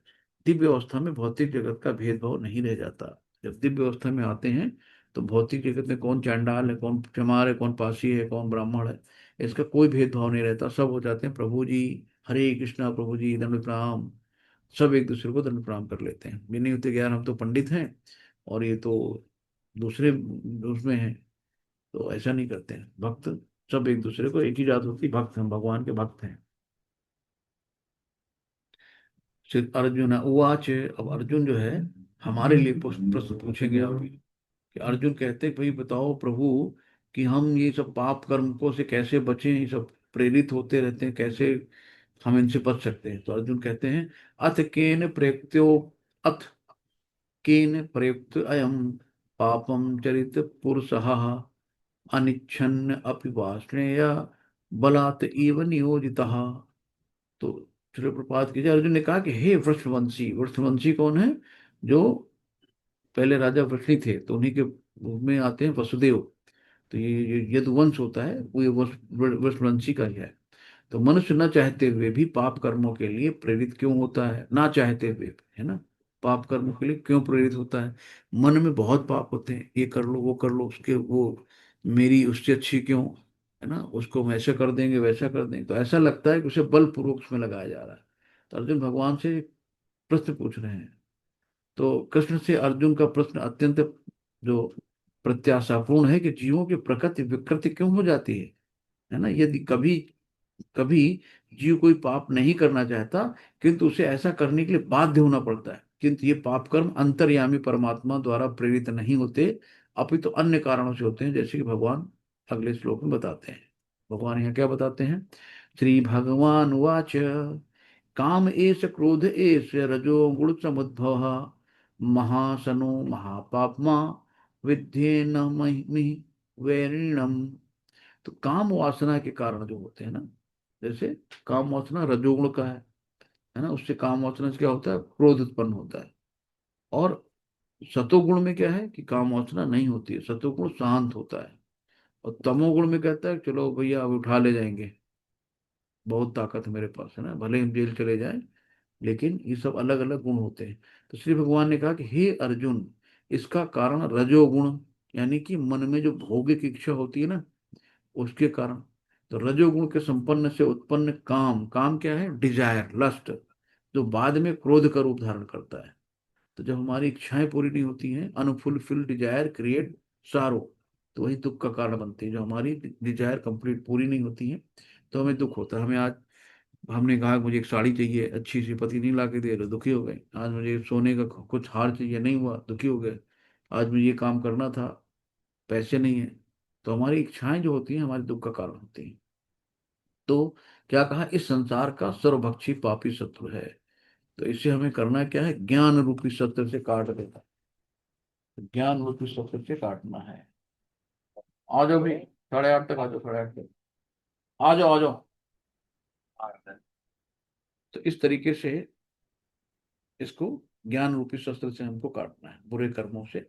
तो अगर होता ना कि काम, जैसे बुरे कर्म अगर पूरे हो जाते हैं ना तो लालच आता है। आप अगर कहीं लॉटरी की टिकट खरीद लो और उसमें पता लगी हाँ भैया लॉटरी लग गई, तो अभी एक लॉटरी लगी है तो उसके लिए फिर एक और खरीदोगे, और लालच आएगा, इतना मिल गया फिर और मिले, दिल मांगे मोर। कोई आपके घर के बाहर 99,000 रुपये रख जाए और आपको अगर यार गड्डी मिल गई बहुत बढ़िया, और फिर उसको गिनना शुरू करेंगे, तो 99,000 मिलने का गम नहीं होगा यार, 1,000 कम था यार, इसमें 1,000 होता तो 1 लाख हो जाता है।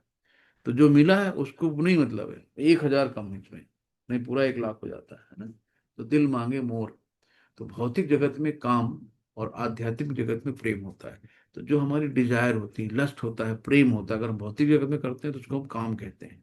लेकिन अगर यही प्रेम हम कृष्ण के प्रति करते हैं, है ना, यही डिजायर, तो उसको प्रेम कहते हैं, यही प्रेममयी भक्ति हो जाती है, इसी को भक्ति कहते हैं। तो कृष्ण की प्रेममयी सेवा ही हमें, भक्ति की परिभाषा क्या है कि प्रेममयी जो सेवा होती है उसी को हम भक्ति कहते हैं।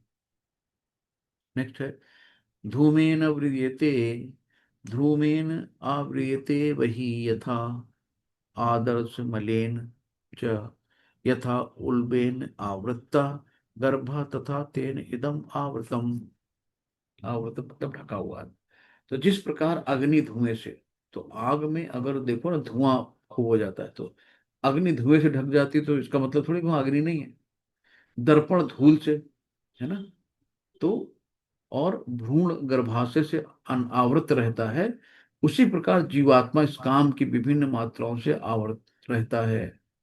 तो क्या हुआ पहला कि अग्नि धुएं से, दूसरा दर्पण धूल से, और तीसरा है कि भ्रूण गर्भाशय, यानी कि जो पेड़ पौधों को अच्छी चेतना पहुंचने में समय लगता है।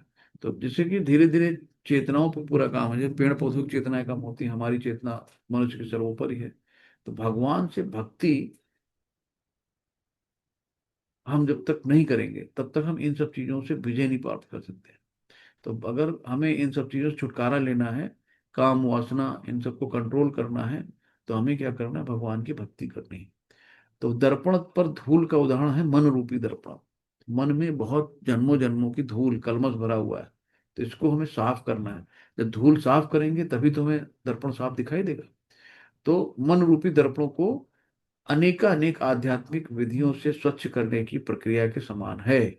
इसकी सर्वश्रेष्ठ विधि है भगवान के पवित्र नाम संकीर्तन, हरे कृष्णा कृष्णा कृष्णा हरे हरे, हरे राम राम राम हरे हरे। तो हम जितना ज्यादा नाम जपेंगे उतना ज्यादा हमारा मन के दर्पण के धूल हटती जाएगी। ये सर्वश्रेष्ठ विधि है। तो गर्भाशय द्वारा आवर्त भ्रूण का दृष्टांत असहाय अवस्था से दिया गया, क्योंकि गर्भ स्थित शिशु इधर उधर हिलने के लिए भी स्वतंत्र नहीं रहता।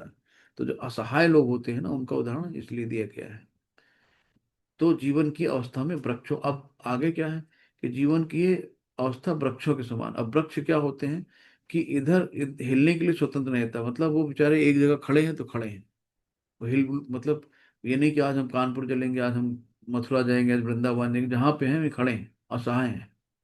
क्योंकि अब यहाँ पे वृक्ष की जीवात्माएं कि तो उसमें काम की प्रबलता को देखते हुए इन्हें ऐसी योनि मिली है, तो एक जगह उनको खड़ी कर दी गई और वे प्रायः चेतना शून्य हो जाते हैं। तो धूमिल दर्पण पशु पक्षियों के समान है। अब धूमिल दर्पण क्या है, पशु पक्षी हैं कि धूम्र से आवृत अग्नि मनुष्य के समान है, और जो धुएं से जो अग्नि ढकी हुई है वो मनुष्य के समान है। तो मनुष्य के रूप में जीवन में थोड़ा सा बहुत कृष्ण भावनामृत का उदय होता है, तो मनुष्य की चेतना थोड़ी ज्यादा होती है, तो उसमें भगवान की भक्ति करने की लालसा होती है। और ये वो प्रगति करता है तो आध्यात्मिक जीवन की अग्नि मनुष्य में प्रज्वलित हो जाती है, और ये अग्नि के धुएं को ठीक से नियंत्रण किया जाए तो अग्नि जल जाती है। अब धुआं बहुत उठ रहा है, लेकिन आपने इसमें फूंक मारी तो अग्नि जल गई, धुआं गायब हो जाएगा। तो ये मनुष्य जीवन जीवात्मा के लिए ऐसा सुअवसर है कि जिससे वो संसार के बंधन से छूट सकता है। मनुष्य जीवन में काम रूपी शत्रु योग निर्देशन कृष्ण भावनामृत के अनुशीलन द्वारा जीता जा सकता है। अनुशीलन क्या है, जो आचार्य द्वारा बताए गए नियम है उन पे चलना अनुशीलन कहलाता है। हरे कृष्णा। अब यहाँ पे ये श्लोक बचे हैं, ठीक है, हो जाएगा। आवृत्तम ज्ञानमेतेन ज्ञानिना नित्यवैरिणा काम रूपेण कौन्तेय दुष्पुण्यानलेन च। इस प्रकार ज्ञान में जीवात्मा की शुद्ध चेतना उसके काम रूपी नित्य शत्रु से ढकी रहती है। जो काम रूपी नित्य शत्रु है वो चेतना को ढक के रखता है, जो कभी भी तुष्ट नहीं होता और अग्नि के समान जलता रहता है। तो ये चेतना, काम रूपी चेतना इतनी स्ट्रांग होती है, इतनी स्ट्रांग होती है। सोचिए 2-2 हजार साल विश्वामित्र ने तपस्या की, जहां मेनका ने हल्की सी पायल झनकाई शकुंतला आ गई। तो इतनी ज्यादा है कि आदमी 2-2 हजार साल की तपस्या छोड़ देता है। तो इसको इतना स्ट्रांग है कि इसको सिर्फ हम भगवान की भक्ति से ही, है ना, रोक सकते हैं। तो जैसे मूवी देखते हैं, कोई भी चीज देखा उल्टा सीधा तो क्या करता है, इंद्रिय तृप्ति को बढ़ाता ही है, दिल मांगे मोर। तो जितना जिसको भोग करना है, भोग की इच्छा और बढ़ती जाती है। जैसे आग में घी डालने के समान होती है। इस तरीके से ये कभी ना बुझने वाली है।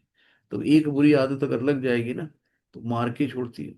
कोई भी जैसे एडिक्शन, अगर दारू पी रहा है कोई, तो छोड़ते ही नहीं है। अरे छोड़ देंगे, आज छोड़ देंगे, आज छोड़, जब तक उसका लीवर डैमेज ना हो जाए, जब तक वो मर ना जाए, उसकी छूटती नहीं है ना। तो इस तरीके से हमें किसी तरीके की आदत, एडिक्शन नहीं डालना। एडिक्शन सिर्फ भगवान की भक्ति का डालना है, बाकी किसी का नहीं। तो इंद्र तृप्ति का भोग करते समय हो सकता है कि कुछ प्रसन्नता की अनुभूति हो, किंतु ये प्रसन्नता की अनुभूति ही इंद्र भोक्ता का चरम शत्रु है। तो सब क्षणिक है।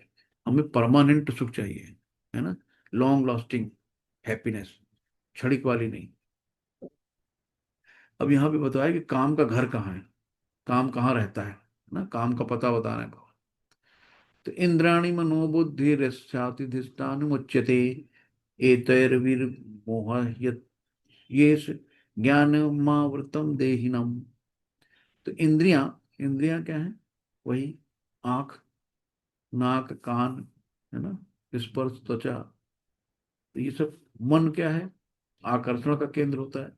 मन में तो आकर्षण आता है ना। और बुद्धि क्या है? कैंची चलाती है कि मत करो मत करो, और मन कहता है कर डालो यार, देखा जाएगा। तो इंद्रियां, मन, बुद्धि, ये जो है काम के निवास स्थान है।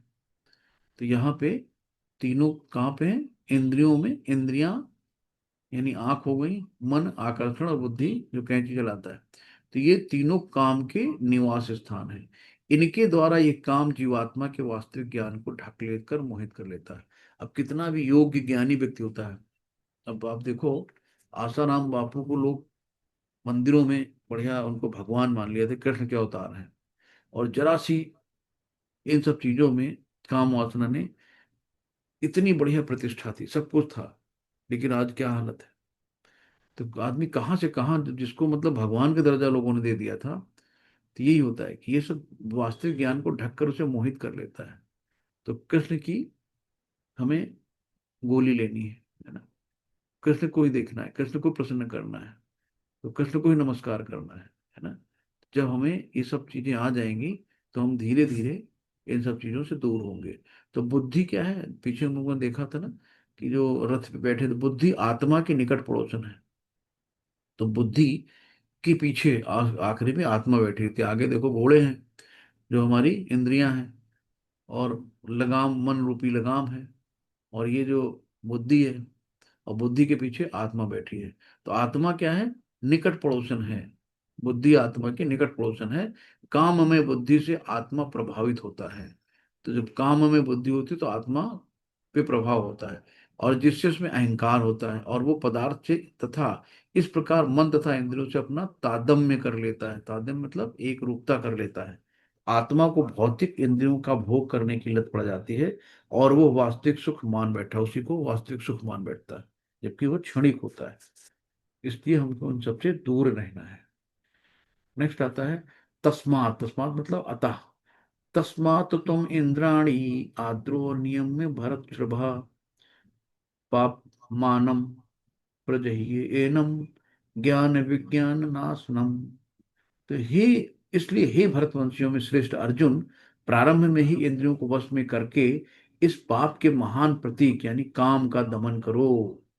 तो इंद्रियों को वश में करके इस पाप के महान प्रतीक काम का दमन करो, और ज्ञान तथा आत्म साक्षात्कार के इस विनाशकर्ता का वध करो।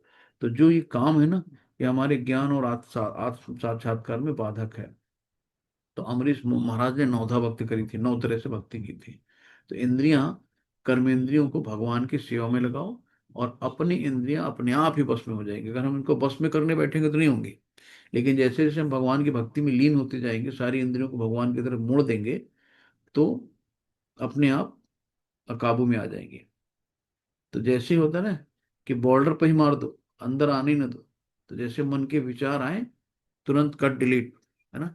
जैसे आप मान लो कोई सीरियल देख रहे हैं, धारावाहिक देख रहे हैं, और धारावाहिक में सास बहू देख रहे हैं। अब पता लगा कि दुख वहां हो रहा है, आंसू यहाँ बैठ के निकल रहे हैं। क्यों? पहले हमने उनको देखा देखा, फिर धीरे धीरे मन के अंदर गए। मन के अंदर आए तो वैसे भाव आए, भाव आए, फिर हमारे वैसे भाव होने लगे कि उनसे हमारा कोई मतलब नहीं, लेकिन मूवी देख रहे हैं, रो रहे हैं बैठ के, है ना। तो जैसे बॉर्डर पे विचार आए, वहीं कट डिलीट कर दो, अंदर आने नहीं दो उनको। तो जब अंदर आएंगे तो भाई हम आपके घर पे आए और आके तो आपने बड़े प्यार से बैठाला, चाय नाश्ता कराया, फिर लंच भी कर लो, फिर डिनर भी कर लो, फिर आराम से सो भी गए। लेकिन अगर गेट से भी आपने कह दिया गेट आउट, तो आगे आने का मौका ही नहीं मिला ना। तो ऐसे जब भी कभी यही मेडिटेशन होता है कि जो भी आपके दिमाग को खाली करो, जो भी फालतू की चीजें हैं उनसे दिमाग से बोलो इसकी भी जरूरत नहीं है, अभी नहीं सुनना, हटाओ, कर डिलीट, है ना। तो धीरे धीरे आदत डालो। जैसे मोबाइल में एक्सेस मेमोरी भर जाती है, क्या करते हो, पुरानी चीजें डिलीट मारते हो। तो ऐसे ना जाने हम लोग बचपन से लेके कौन कौन चीजें दिमाग में भरे हैं, तो दिमाग शांत कहाँ रहेगा। तो जो चीजें जरूरत की नहीं है दिमाग खाली करो, कर डिलीट, नहीं सोचना, जो जरूरत है वो सिर्फ सोचो, है ना। तो इंद्रियां हमारी, तो इंद्रियों में क्या है, आंख कान नाक जीभ हाथ, ये सब इंद्रियां हैं। तो इंद्रियों तक ही काम को रोक दो, है ना, नहीं तो मन को दूषित करेगा, और मन बुद्धि को, और बुद्धि आत्मा को। तो ये इंद्रियां जैसी है ना कि घोड़े जहाँ है बस वहीं पर रोक दो, आगे नहीं आने दो। जब आगे आएंगी तो क्या होगा, काम को अगर नहीं रोका तो मन को दूषित करेगा, मन में तरह तरह की फैंटेसी आएंगी, विचार आएंगे अलग अलग से, और मन फिर बुद्धि को दूषित करेगा, फिर मन बुद्धि क्या है, फिर आत्मा को करेगी। तो यहाँ पे देखो बढ़िया चोर का एग्जाम्पल दिया है, फर्स्ट क्लास। तो इंद्राणी प्राणी आहु इंद्रियभेव परम मनः मनसः तु परा बुद्धि, या बुद्धि परत तु सहा। कर्मेंद्रियां जड़ पदार्थ की अपेक्षा श्रेष्ठ हैं, मन इंद्रियों से बढ़कर है, और बुद्धि मन से भी उच्च है, और वो आत्मा बुद्धि से भी बढ़कर है। तो इंद्रियों को कंट्रोल मन करता है, और मन को कंट्रोल बुद्धि करती है, और बुद्धि को कंट्रोल कौन करता है, आत्मा। तो ये सारी सीरीज आप लोग देख भी चुके हैं। यानी इंद्री घोड़े के समान है, मन लगाम है, और लगाम पकड़ने वाली कौन है, बुद्धि, और आत्मा देखो पीछे गाड़ी पे बैठी रहती है चुपचाप, तो इसलिए कहा गया निकट पड़ोसन है। तो ये सारी चीजें हैं। तो सामान्यतः नव दीक्षित आध्यात्मवादी को इंद्रिय विषयों से दूर रहने की सलाह दी जाती है, कि किंतु इसके साथ साथ मनुष्य को अपनी बुद्धि का उपयोग करने, मन को सशक्त बनाना, यदि कोई बुद्धिपूर्वक अपने मन को भगवान के शरणागत होकर कृष्ण भावनामृत में लगाता है तो मन स्वतः सशक्त हो जाता है। यद्यपि आत्मा बुद्धि मन तथा इंद्रियों के स्वामी हैं, तो जब तक इसे कृष्ण की संगत द्वारा कृष्ण भावनामृत में सुदृढ़ नहीं किया जाता, तब तक चलायमान मन के कारण नीचे गिरने की पूरी पूरी संभावना होती है। अब ये जो दो श्लोक है ये आगे चौथे अध्याय में इंक्लूड होंगे। लास्ट है, एवं बुद्धि परम बुद्ध्वा संतभ्यात्म महात्मना जहिम शत्रु महाबाहो काम रूप दुरासतम। तो काम को केवल आध्यात्मिक बुद्धि के से ही जीता जा सकता है, और कुछ भी नहीं। तो यहाँ पे भगवान कहते हैं कि इस प्रकार हे महाबाहु अर्जुन, अपने आप को भौतिक इंद्रियों मन तथा बुद्धि से परे जानकर मन को सावधान आध्यात्मिक बुद्धि यानी कि कृष्ण भावनामृत होकर से स्थिर करके आध्यात्मिक शक्ति द्वारा इस काम रूपी दुर्जय शत्रु को जीत सकते हो। यानी कैसे जीत सकते हैं हम लोग, आध्यात्मिक शक्ति के द्वारा। तो आध्यात्मिक शक्ति से ही हम काम रूपी दुर्जय शक्ति को जीत सकते हैं, और कोई भी चारा नहीं है। तो जब तीनों गुणों को लांग जाते हैं हम, है ना, कौन से, सत्व तमो रजोगुण, तब हम जाके इस दुर्जय शत्रु को जीत पाते हैं। तो ये चीजें हैं। तो यहाँ पे कहा है कि अपने आप को भगवान का शाश्वत सेवक समझते हुए कृष्ण भावनामृत में प्रवृत्त हो। भौतिक जीवन में मनुष्य काम तथा प्रकृति पर प्रभुत्व पाने की इच्छा से प्रभावित होता है। तो प्रभुत्व तथा इंद्रिय तृप्ति की इच्छाएं बद्ध जीव की परम शत्रु हैं, क्योंकि कृष्ण भावनामृत की शक्ति से मनुष्य इंद्रियों तथा मन तथा बुद्धि पर नियंत्रण रख सकता है। इसके लिए मनुष्य को सहसा अपने नियत कर्मों को बंद करने की आवश्यकता नहीं है, अपितु धीरे धीरे कृष्ण भावनामृत में विकसित करके भौतिक इंद्रियों तथा मन से प्रभावित हुए बिना अपने शुद्ध स्वरूप के प्रति लक्षित स्थिर बुद्धि से दिव्य स्थिति को प्राप्त हुआ जा सकता है। और यही इस पूरे अध्याय का सारांश है। यानी कि इसमें 38 से 43 यानी 38 से 43 श्लोक जो है, ये 5 रूप में काम रूपी शस्त्र के बारे में बताया कि हम लोगों को काम पे कैसे विजय पाना है, काम रूपी शस्त्र को कैसे जीतना है। तो इस तरीके से आज का लेसन कंप्लीट हुआ। कल से हम लोग चौथे लेसन पे आएंगे। हरे कृष्णा, सभी को धन्यवाद। हरे हरे कृष्णा। कृष्णा हरे कृष्णा। किसी का कोई क्वेश्चन है, कोई प्रश्न है? हम लोग ले सकते हैं।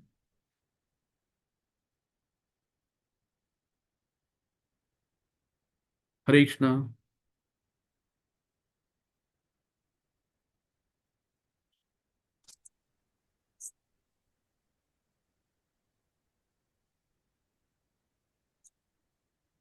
कोई क्वेश्चन नहीं है तो चलते हैं फिर हम लोग। हाँ, दंडवत प्रणाम गुरु जी। दंड प्रणाम माता जी। हरे कृष्णा। वो जो आप अभी समझा रहे थे कि जैसा कि घोड़े रहते हैं लगाम, वो जो बोल रहे थे वो और एक बार समझाइए मुझे, समझ घोड़े में। माता जी, घोड़े इंद्रियां हैं हमारी, है ना। हाँ, आंख, आंख, कान, जो ये है सब इंद्रियां हैं। इंद्रियां हैं। लगाम क्या है? मन है, मन रूपी लगाम, है ना। अच्छा। हाँ। मन रूपी लगाम से हम अपनी इंद्रियों को बस में रखते हैं। और हाँ, उसके बाद आती है बुद्धि। बुद्धि। बुद्धि।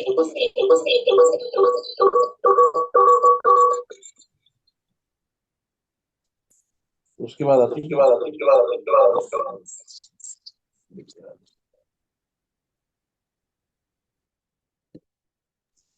आपका आवाज रिपीट हो रहा। बगल में उसको क्या था।